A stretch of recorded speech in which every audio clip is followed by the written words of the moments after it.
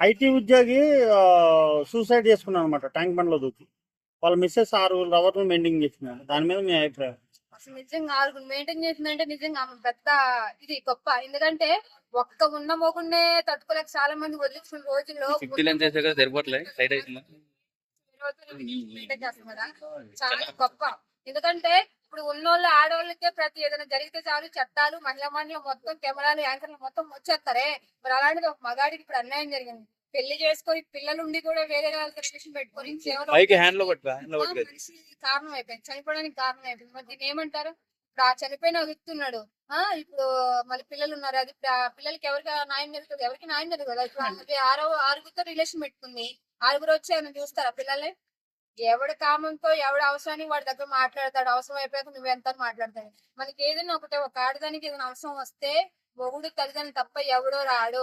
నీ 10 నిమిషాల సుఖం కోసం కట్టుకున్న మొగుడిని పెళ్లి పెట్టి నువ్వు 6 మెయింటైన్ చేస్తావంటే నీ బతుకు ఎంత దరిద్రమో అర్థమైపోతుంది. నిజంగా వాడు ఏమైనా తక్కువ చేస్తాడు, మళ్ళీ నెలకి 2 లక్షల రూపాయలు సంపాదిస్తాడంట. నీకు ఏ పోయే కాలం వచ్చింది నీకు?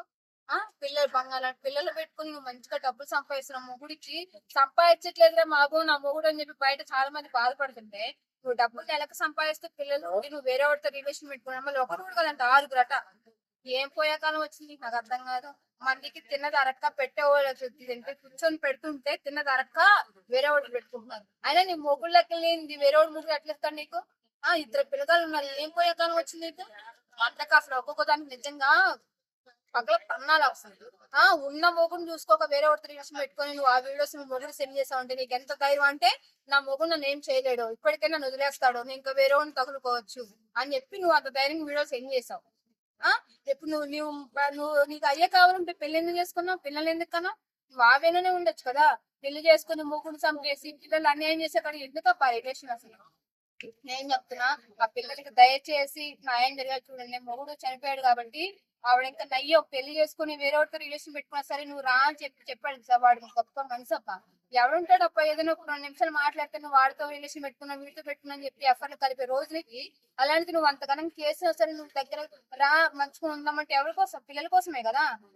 నిజంగా అలాంటి వాడిని వదిలేసుకున్నావు అంటే నీ కర్మ నీదే. కంపల్సరీ నువ్వు కోరి నీ కష్టాలు నువ్వే తెచ్చుకున్నావు. ఇప్పుడు నువ్వు బయట సమాజం తిరగాలని ఎవరు చూస్తాడు? ఒకటే చెప్తున్నా, ఇప్పుడున్న యూత్కి దయచేసి మీరు ఆస్తి కోసమో, డబ్బు కోసమో, బంగారం కోసమో పిల్లలు పెళ్లి చేసుకుని జీవితాలు నాశనం చేయమని. మీ దినాలు మీరు ఏడన్నా చేసుకుని సావండి. పిల్లల జీవితాలు ఎందుకు నాశనం చేస్తున్నారు? ఇప్పుడు వాళ్ళు బయట సమాజం చదువుకోవాలి, జాబులు చేయాలి, పెళ్లి చేసుకోవాలి కదా. నీ తల్లి ఇటు చేసిందిరా, నీ కొడుకు నీ తండ్రి ఇలా చనిపోయాడు నీ తల్లి గురించి అంటే వాళ్ళు తలెత్తుకుని బయట ఎక్కడ దిగుతారు అబ్బా? నీ పిల్లల జీవితాలు కూడా ఆలోచించడం అంటే నువ్వు అసలు ఆడదానికి కాదు నా దృష్టిలో, పెద్ద పొజ్జాలని. దయచేసి అందరూ ఒకటి చెప్తున్నా, పెళ్లి చేసుకున్నప్పుడు 1-2 సార్లు ఆలోచన చేసుకోండి. మళ్ళీ తను సోషల్ మీడియాలో కూడా పెట్టిందంట. ఏమని పెట్టినా? అదే తను వాళ్ళతో సెక్స్ లో పాల్గొన్న వీడియోలు సోషల్ మీడియాలో కూడా పెట్టుకుందంట, పర్సనల్ గా ఇన్స్టాలో పెట్టినా. ఇన్స్టాలో గూగుల్లో పెట్టుకుపోయినా, ఇన్స్టాలో పెట్టుకున్న గూగుల్లో పెట్టుకునే ప్రపంచం మొత్తం అది ఆల్రెడీ సగం చూసేసి ఉంటే గూగుల్ అయితే ఇంకా టైప్ చేయగానే నువ్వే కనిపిస్తావు కదా. ఇన్స్టాలో ఇట్లా చేస్తుంటే వస్తుంటాయి, గూగుల్ అయితే టైప్ చేస్తే నీ పేరు నీ వీడియోలు మొత్తం వస్తుంటాయి. మరి బజార్లో ఒక్కొక్కటి తయారైపోయింది బాగా. డబ్బు కోసమో లేకపోతే కామం కోసమో దేనికోసం తెలియదు కానీ ఒక్కొక్కటి మరి కొద్దిగా తయారైపోతుంది. ఇంకా చిన్నదాన్ని కొట్టి నేనేం